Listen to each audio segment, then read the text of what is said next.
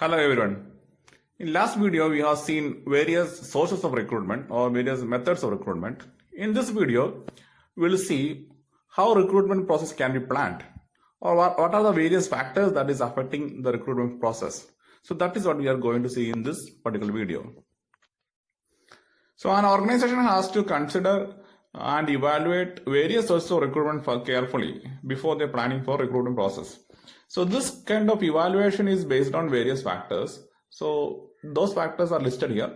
One is time-lapse data, another one is yield ratio, another one is research conducted by organization in evaluation with various sources of recruitment. So these are the various factors organization has to consider when they plan for recruitment process. We'll see what are these factors all about. The first factor is time-lapse data. There is a time lag between the date of requisition of your human resource till you are actually filling up the vacancies. As you know, the recruitment process goes in a systematic method. In first stage, we are to identify the vacancies. That is the first stage mostly we go for. Thereafter, you will notify your vacancies in various sources or various method. Thereafter, it goes at different stages, and finally, what happened? Filling of the vacancies. There is a time between a requisition of human resource till the date of actually filling up the vacancies. This time is we call it as time-lapse data. So when you opt different sources or methods of recruitment, the time-lapse data varies. In some method, time-lapse data will be very short. In some other method, it can be very long.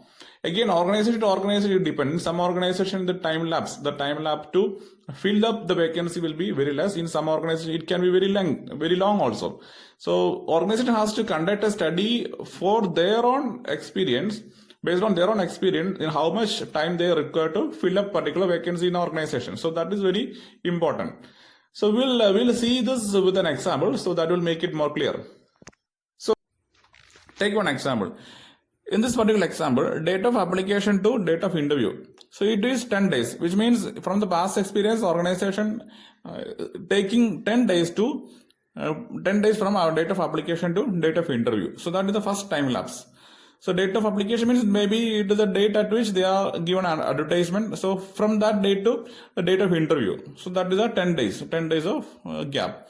Again, second one is the date of interview to date at which they are issuing the offer letter. So after interview, they have to shortlist a candidate and they will be issuing offer letters for all selected candidates. So for that, organization again takes another 7 more days. That is the second time lapse. And the third time lapse is the offer letter, issuing the offer letter or date at which the offer letter is issued and till the date at which offer letter is issued to date at which the offer letter is accepted by the candidate. So that is another time lapse. So again 10 days. So that is what the third time lapse. The fourth one is after accepting the time lapse, there will be particular time will be given for the candidates to report for the work or to join in the organization. So in this particular case, that is 15 days. So in total, what it is? So 10 plus 7 plus 10 plus again 15. Finally, it takes 42 days to complete the entire recruitment and selection process, which means the organization has to plan 42 days in advance if they want an employee to join in the organization in a particular day. So that is what you have to understand by the time lapse. So what is the relevance of time lapse? Based on the role of vacancy or the position you are going to fill, or based on the method you are going to use in recruitment process, all this time lapse will vary. So how much time you have to fill up this vacancy? If you do not have much of time to fill up the vacancies, you have to plan in that way. If you have more time to fill up the vacancies, you have to select or you have to choose the recruitment method or process in that manner. So that is the relevance of time lapse. It is a time between the date of requisition to the final date of the employee or the prospective candidate joining the organization. That is what time lapse. So the next factor is yield ratio. Yield ratio indicates the number of leads or contacts need to generate a given number of hires at a point at a time. So which means recruitment process goes in one stage to another stage. So each stage, the total number of candidates processing or going through the stage varies. So that is what the yield ratio all about. So we'll take an example and we'll try to understand what is yield ratio from one stage to another. When you move from one stage to another, how does this ratio varies? That is what we need to understand. So we'll take one example. So take this example. So you can see a pyramid, and in pyramid numbers are given. In the bottom it is given as 200, then again 40, again 30, 20 and 10.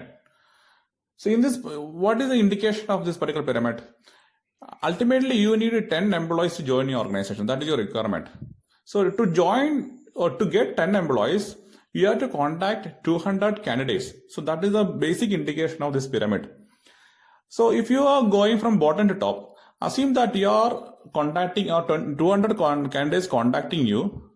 Again, every candidate contacted may not be or cannot be called for interview, or they cannot be invited for interview. So you have to screen and shortlist only qualified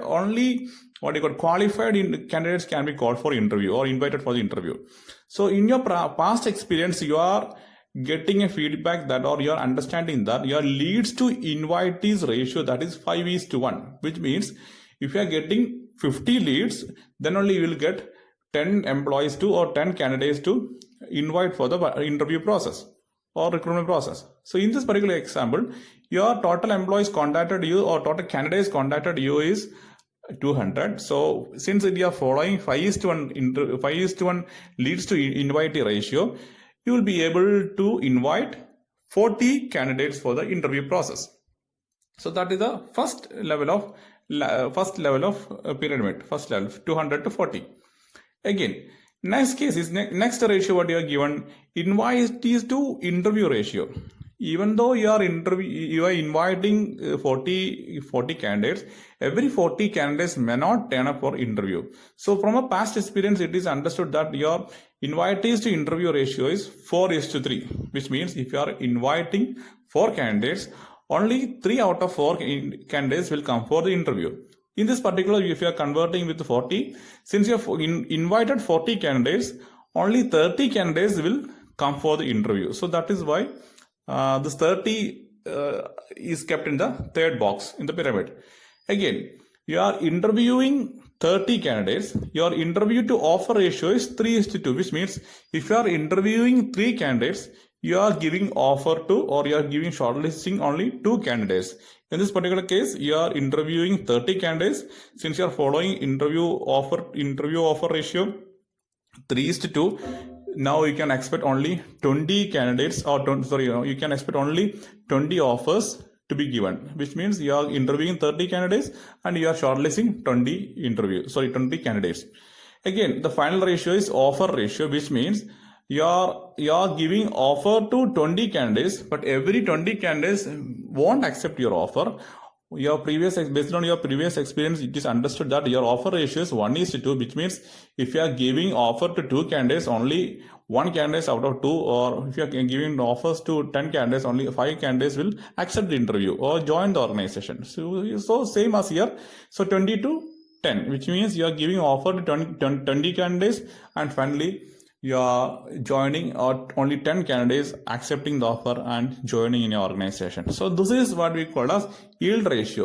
So ultimately what you need to look into, if you want to get 10 candidates, or if you want to get 10 new employees, you have to make at least 200 contacts, or 200 candidates has to be contacted. So it goes in stage by stage. So 10 to 20, again 20 to 30, 30 to 40, and finally you have to reach out 200. Ultimately, you have to find out the number figure 200. Then only you can plan out the entire recruitment process. Then only you can decide which all the medium you have to generate leads, or which all medium you have to go for recruitment process and all. So this is very important. This is what we call as recruitment yield pyramid. So another important aspect is research conducted. So various surveys may be conducted to find out the suitability of a particular source for a certain position. For example, you take an example of employer reference.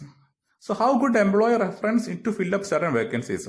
Employer reference is a good method to fill up certain vacancies, but at the same time, it is not a very good method to fill some other method, some other vacancies, or some other job roles. So it varies job role to job role. So you have to do a detailed research in your organization or in your sector to understand how good are each method to fill up certain vacancies. So that is very important. Some correlation studies can be conducted to find out the relationship between source of recruitment and the success of recruitment or success of the job. All those can be carried out to all similar studies can be carried out.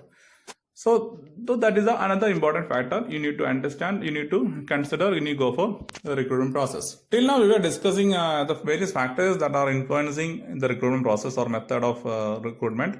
So now we will conclude with planning for recruitment, how the recruitment planning can be done. So certain points, these are the certain points which you can consider or which are to be taken care when you plan a recruitment process. So first thing is that you have to properly identify the vacancies. That is very important. Properly identifying the vacancy or ensuring that if you are going for external requirement, you have to make sure that this vacancy cannot be filled internally. So that is very important. So identify the vacancy, very important thing. Second phase is that you should have a proper job description and job specification. When you go for recruitment, the proper job description has to be there, as well as job specification has to be there. That has to be well stated. That has to be well stated there. And the third factor is you should have a proper recruitment policies and procedure. You should have a policy for everything. Who has to be recruited, how the selection has to be done. All those has to be very clearly stated. And procedure has to be clearly well planned. So what are the things you have to include in a recruitment process? Whether you have an aptitude test, whether you have a GD, whether you have an interview, or what are the various rounds of interview. All those procedures has to be initially to be framed and decided. So that is very important. And another factor is your budget. How much the expense you are going to have in recruitment. You have to get a proper approval for your budget. So that is very important in a recruitment process. So budgeting, planning, financial planning related to recruitment is very important. And another thing already we discussed, selection of methods. So selection of method is very important. So this selection of method may not be in this order. So it can be in somewhere in this order it can come. But this is a very important important point. The proper method of recruitment has to be selected. And of course, finally, there are a few other technical things has to be arranged. So you have to decide on who are the people involved and what are the time required for this thing, and other office matters. All those has to be finally you have to decide on. So in these are the few important things you have to ensure when you go for a recruitment process.